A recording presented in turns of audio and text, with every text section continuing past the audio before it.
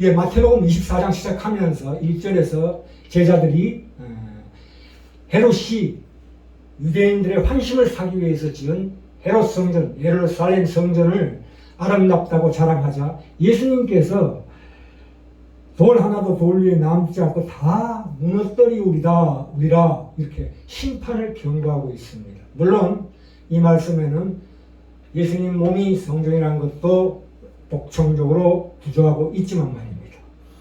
우리가 보통 하나님의 심판 그러면 예수님 재림하실 때의 그 대우주적 최후의 심판만을 떠올리면서 그 핑계대고 현재의 신앙생활에서 오직 기쁨과 희열만을 추구하는데 전혀 그렇지 않다고 예수님께서 마태복음 24장에서 그 말씀을 하시는 건데요. 1절부터 34절까지 앞으로 30년 후에 2차 예루살렘 멸망, 로마에 의한 2차 예루살렘 멸망을 예언하시면서 34절에 나오죠. 분명히 내가 진실로 너에게 말하는 이 세대가 지나가기 전에 이 일이 다 이루리라 그 말씀하십니다. 그리고 15절에서 다니엘이 또한 구약의 다니엘에 의해서 바벨론에 의한 1차 예루살렘 멸망을 그 멸망되기 전에 꿈과 환상을 통해서 하나님의 계시에 의한 꿈으로 예언했는데요.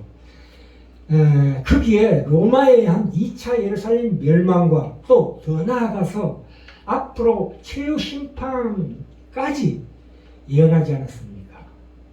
그래서 우리가 오늘을 사는 우리 신자들에게 무슨 말씀을 하시는 겁니까? 오늘 지금 현재 이 예루살렘 멸망이 속에 우리가 있다. 너희가 그 속에 있는데 믿음과 인내로 살아가라고 경고하십니다. 데살로니가후서 1장 4절 5절 나옵니다. 너희의 참는 모든 핍박과 환난 중에서 너희 인내와 믿음을 인하여 하나님의 공의로운 심판의 표요 너희로 하여금 하나님 나라에 합당한 자를 이으심을 얻게 하려 하니 이렇게 말씀하고 있습니다. 이 심판은 두 가지 중요한 의미가 있죠. 하나님 복종치 않는 자들에 대한 심판과 우리 하나님의 백성들을 자라게 하는 그 정화, 성화의 과정을 거기에 함께 포함시키고 있는 것입니다. 자, 다니엘서 1장 갑시다. 다니엘서 1장. 마태복음 24장 15절 안 읽었네요. 그러므로 너희가 선지자 다니엘의 말한 바 멸망에 가증하는 것이 거룩한 것에서 선 것을 보고서 읽는 자는 깨달을진저. 다니엘서 7장 1절 갑니다. 바벨론 왕 벨사살 원년에 다니엘이 그 침상에서 꿈을 꾸며 머릿속으로 환상을 받고 그 꿈을 기록하며 그 일의 대략을 진술하니라.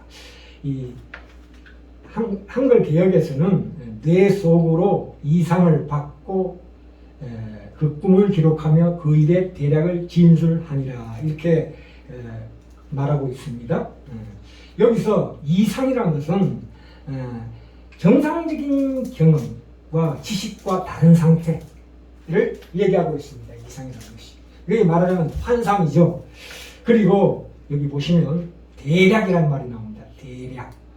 대략을 진술하니라. 우리가 보통 대략 그러면 대강의 줄거리라 생각하는데 그것이 아니고 큰 모략, 가장 큰 골자라는 뜻입니다. 그것을 다른 말로 하자면 요령이라고 했습니다. 요령. 보통 우리 요령도 적당히 해넘기는 잔꾀, 이때는 뭐 대처 요령이라든가 뭐 작성 요령 이렇게 우리가 써먹지만 그러나 여기에서 요령이라는 뜻은 뭐냐면 가장 기묘하고 묘한 어떤 이되는 이치, 그 본질 그렇게 얘기하고 있습니다. 그러니까 이상, 대략, 요령. 이 요령, 대략이라는 것이 에센스, 영어로 에센스라고 부릅니다. 에센스라는 게 무엇입니까? 본질, 근본된 것, 실질, 진수, 근본되는 것, 핵심, 요점이라는 뜻이잖아요. 네. 이 다니엘이 이 에스겔처럼 이 계시를 받을 때 엎드려졌다고 나옵니다.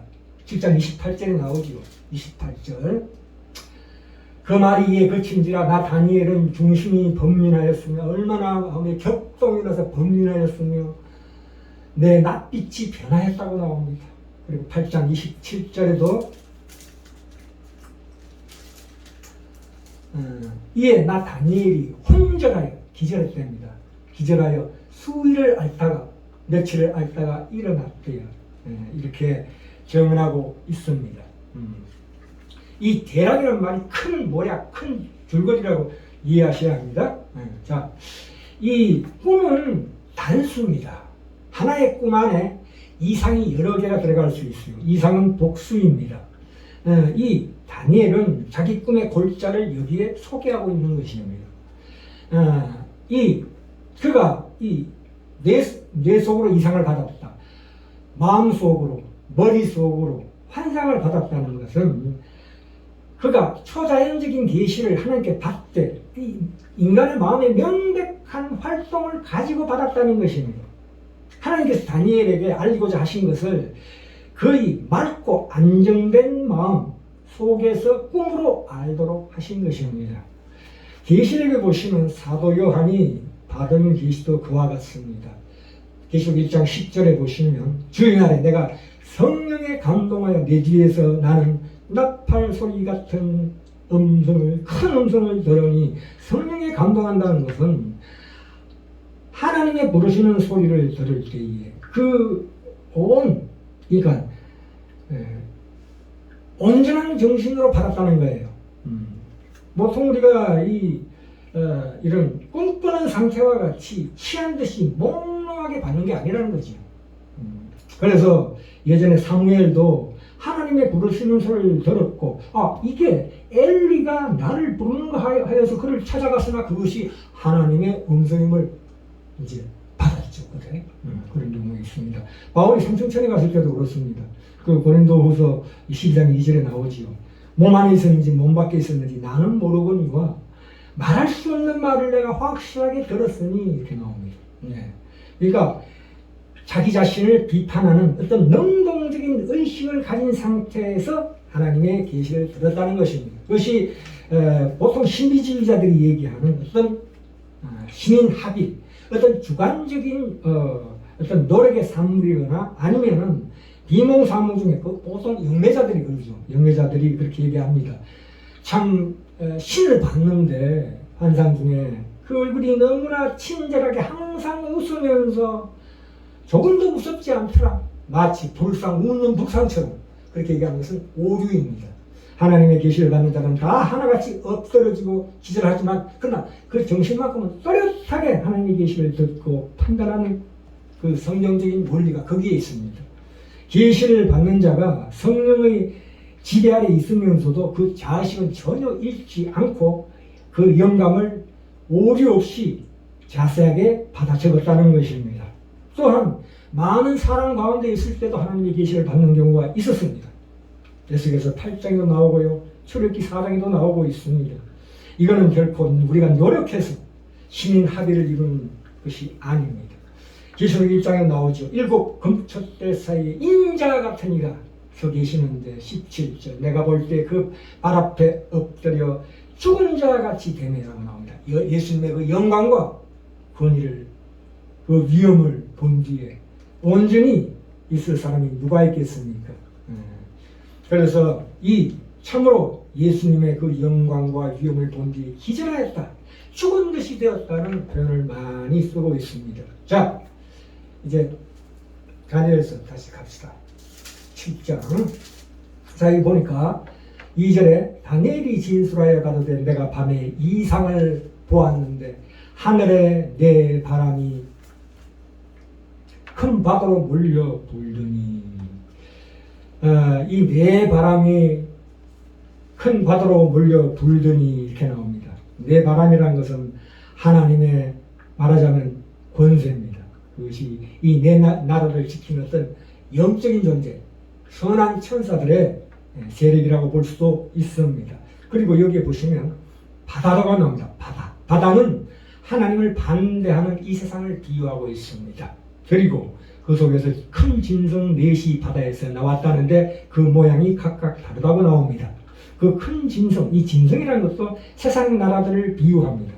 그래서 이 세상 나라들이 일어나는 것도 하나님께서 섭리하심으로 말미암아 일어나는 것입니다.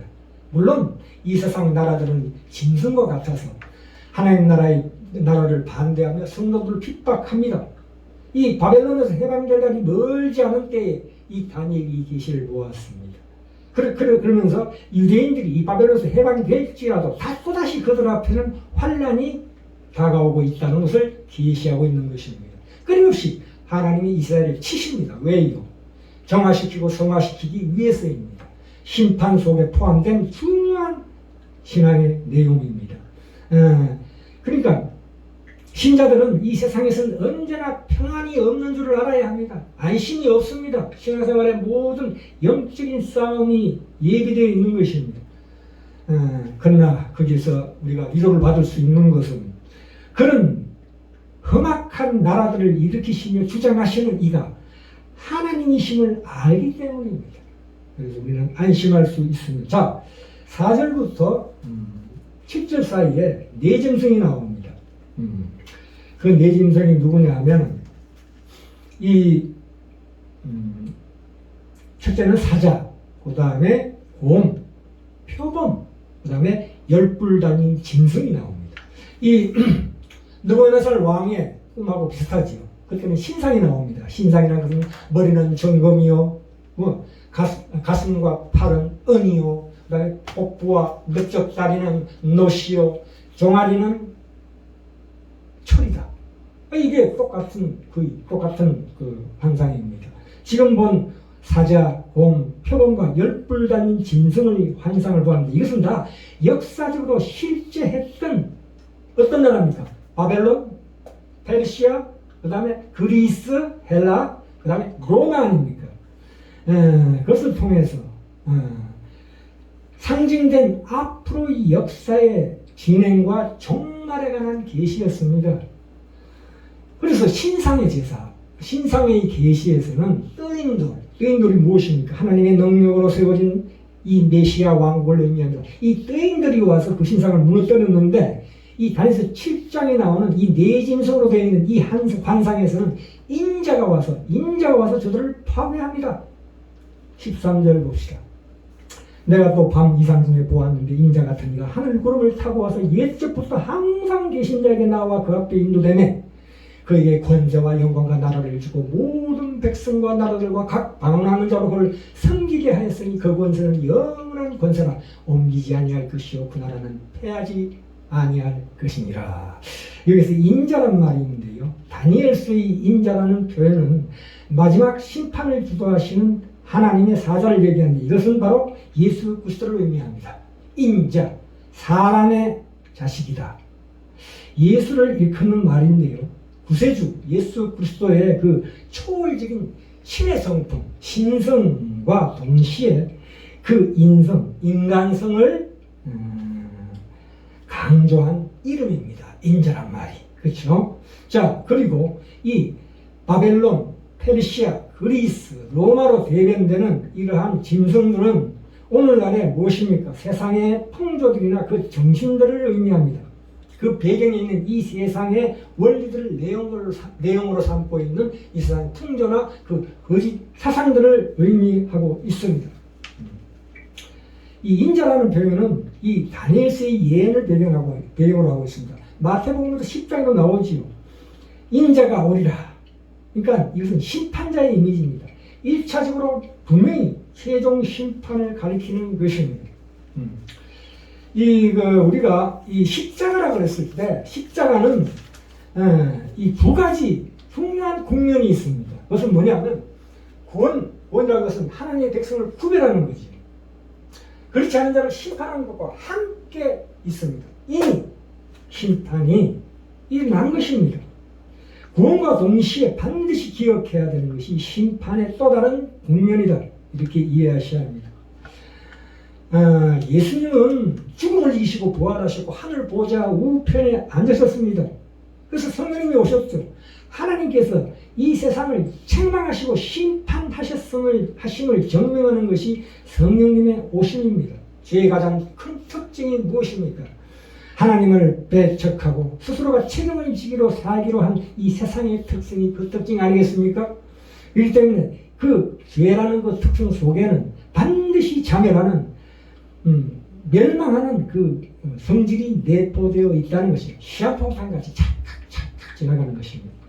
그러니까 그 말세의 징조라는 것이 예수님의 초림부터 재림까지인데 그 속에 말세의 징조가 무엇입니까? 그것이 바로 재앙이고 난리이고 재앙입니다. 우리의 매일매일의 싸움이 바로 이것입니다. 매일매일 이런 싸움을 해야 된다 이 말입니다. 그러니까 우리가 최후심판이라는 이름으로 오늘이라는 날을 그냥 기쁨과 희열만 추구하면서 지내지 말고 우리의 이 매일매일이 종말입니다. 우리 매일매일이 종말이고 심판 아래 있는가 아니면 하나님의 베푸신 그 구원과 그분 안에 있는 그 싸움, 자라나는 싸움이 있는가에 매일의 싸움이라는 것을 분명히 기억하셔야 합니다. 너희는 먼저 그의 나라와 의를 구하라. 그리하면 이 모든 것을 너에게 더하시리라.